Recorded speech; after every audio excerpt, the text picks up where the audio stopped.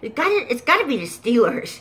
3 bands. Remember that? It's probably Antonio Brown or Ben Roethlisberger. They're so angry about the play. I don't know why I talk like that. Somebody don't like it, but it's fine with me. But I was so sick. Really, I couldn't tell you. I was like this. So roommate got really sympathetic and gave me some ginger tea, and I tore up the bag. Because, you know, this is futile. I don't know why you guys use tea bags. Honestly, that's stupid. Because it's paper. Why do I want paper in some chemical that's made in this paper thing to permeate through my good tea, right? Through the hot water. So I just like this. But, alright, so I tried to say, oh, I'm going to be good. And the queasiness is going to go away. My nose started to bleed. So these bees are wicked. I don't know. I mean, I tried to find out from my mother. Did I inherit this from you? The genes, like being so allergic because Mr.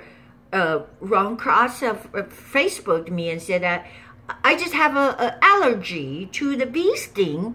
And I hate to be a victim of some damn foolish little bees, you see? Like I said, it's gotta be the Ben Roethlisberger bee, okay? Because they lost, they hate us. And now, they just gave us our gift, Christmas gift. Woo-hoo-hoo! Come on down, jump on the New England Patriots bandwagon. Guess we got who? If you didn't know, I was elated. I just stopped by Sharky's and then I saw the ESPN update. We got James Harrison. Yes, he sounds like an awful person. He is awful on the field. If you did not know, he's the linebacker from the Steelers, the Pittsburgh Steelers. And he was a 5-time Pro Bowler. I think he even went to Hawaii. It was a while ago. Anyways, when I was living in Hawaii, they were there.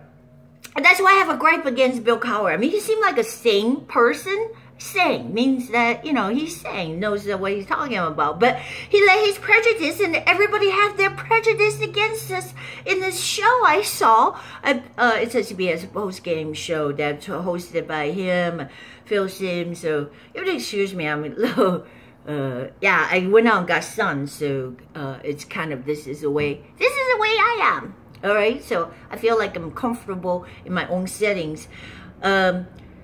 So to go back, now you have to roll with me. To go back to the sickness, I was not joking. I got stung by a bee and I started to have nosebleed.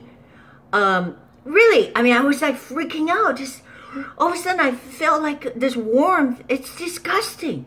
Because you get nosebleed when you're a kid, but now you're so-called nose tissues or stronger, supposedly. But I started to like, you know, I just hate that paper towels, whatever, the stuff it in there. And it's not very pretty. And my knee swelled up. Yes, it did swell up like a fucking football. That's after I picked out the bee sting, which is about that long. But it was super sharp. That thing has so much venom. To my frustration, I Googled right away, right? Because this has happened to me before. Like I said, these bees are evil. What happened is, it's a long story. I spent so much money trying to take that, whatever. I even asked people if they want beehives. Because remember, California, due to all the pesticides or whatever, they were losing beehives. They come and take it, but nobody wanted it. So anyways, so what I was saying is these bees are vicious because they send the scouting bee, you know, just buzz around. When they buzz, like that, make you go, ah. Those are scouters, okay? They're not going to sting you. And then they're transmitting messages like, oh, 5 o'clock. Oh, she's at the center of this brick under by the hose or whatever. Yeah, and then they send a sneaky bee, seriously. The biggest, the fattest one with the fattest stinger. No, seriously, because, you know, I seen the videos. I try to Google detox, how to detox from bee sting.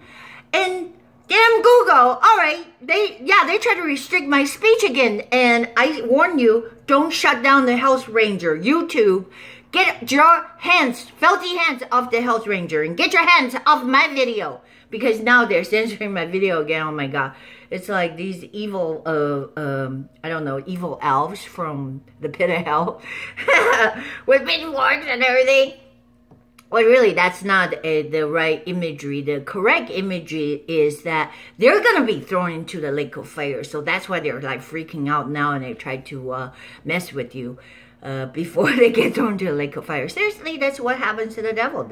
The devil, if you read the Revelation, the serpent is the one who's getting thrown into the lake of fire. That's why he knows he's with great wrath. His time is short. That's why he wants to take as many as he can with him. So what I was saying was, I feel so nauseous. I had some of the tea, made a little story longer, and I feel cold like malaria. And then I was like freaked out, right? I couldn't move. And then the bee kind of swinging around me again. I was just like, oh my God, this is not a good Christmas after all. Lord, why do you allow this to happen, right? The damn fire, you know, only burns in California, and Jerry Brown says this is what you guys all gonna expect because of global warming, and you know, he's a liar. Anyways, I feel nauseous, and then a nose started to bleed. I go, wow, somebody's trying to kill me. This is like the end of days are, oh gosh. So I just kind of keep it together. And I was like this. I was like, you know, all of a sudden I was shaking. So I just had to go in the sauna. I got to the sauna, and then before I can step myself, I put on the bathing suit, right? You know, it's just like you take off your jersey or whatever, right? It's just like where I'm at right now. But now I'm moving, but at that time I wasn't. Before I can step into the sauna just to get myself warm, I just felt this, it came on, and then it was just terrible. It was embarrassing. You know, I was like, I don't want to kiss the toilet. Okay, the fact is, it all came out. I don't want to describe it any further. It was not a pretty sight. I mean, I feel, you know, there was just like, the acidic, it's that acidness in your throat. You know what I'm saying? Oh, but let me tell you something. Like I said, I was really embarrassed because this lady called Sharifa, she works there, right? And then she's like a cleaning lady. She's like, what is going on? She walked in. I was just like, the Lord would have it, because I was trying to witness to this lady. She's a Muslim. From, I don't know, India or whatever. But she happened to be a Muslim. But nice lady, Sharifa. But I said, God, I just, in my worst moment. And then she came in the bathroom, was like, she's like, what's that noise? I was like, ah! My roaring, vomiting sound. I scared her away. Later on, I was just like, not me. I just, you know, snuck into the sauna room. So now I'm alive. You would be amazed that if you really feel queasy, I would just advise just get it out of your system, because whatever it is that's stuck there, it's just gonna mess with you and churn until you just can't take it no more. So the sooner, in fact, if you get rid of it, it's better, because otherwise it makes like 3 or 4 days. By this time, you're like a washing machine. That would be so bad if you're talking to somebody and all of a sudden like, you know. I mean, I had experience to get thrown out of the cars before. All right, my date says, get out of my brand new upholstery of my brand new Mustang.